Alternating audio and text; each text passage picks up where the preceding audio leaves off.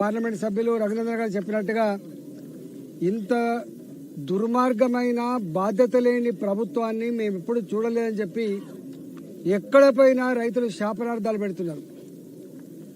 పంట నాటు వేసినప్పుడే, మక్కలు విత్తనాలు వేసినప్పుడే, సల్ఫర్ విత్తనాలు వేసినప్పుడే అగ్రికల్చర్ డిపార్ట్మెంట్ ఎన్ని లక్షల ఎకరాలలో వరి పంట వేసిండ్రు, ఎన్ని లక్షల ఎకరాల్లో మక్క పంట వేసిందని చెప్పి అసెస్మెంట్ ఉంటుంది, అంచనా ఉంటుంది.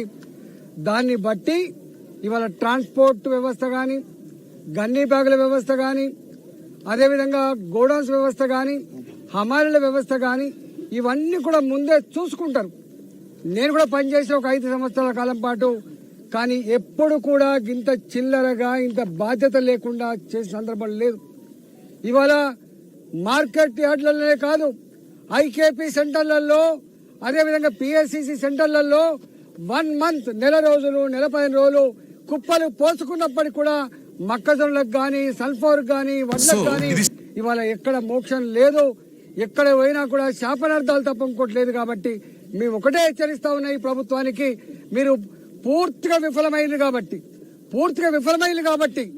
వర్షం వచ్చే ప్రమాదం ఉంది కాబట్టి, జూన్ మంత్ లో ఎంటర్ కాబోతున్నాం కాబట్టి వాళ్ళ రక్తాన్ని చెమటగా మార్చి 6 కాలం కష్టపడి పండించిన పంట వాళ్ళ కళ్ళ ముందే నీళ్ల పాలైతే చూసి భరించలేరు. కాబట్టి రైతుల కళ్ళల్లో ఇవాళ నీళ్లు చూళ్ళు తిరుగుతున్నాయి. కాబట్టి తక్షణమే మీరు యుద్ధ ప్రాతిపదికమైన లారీలు పెట్టి, అమలుని పెట్టి, బస్తాలు తెచ్చి ట్రాన్స్పోర్ట్ వ్యవస్థతో మాట్లాడి ఇవి గోడౌన్లలో లేదా రైస్ మిల్లలో వెంటనే నింపుకోవాలని చెప్పి మేము హెచ్చరిస్తా ఉన్నాం.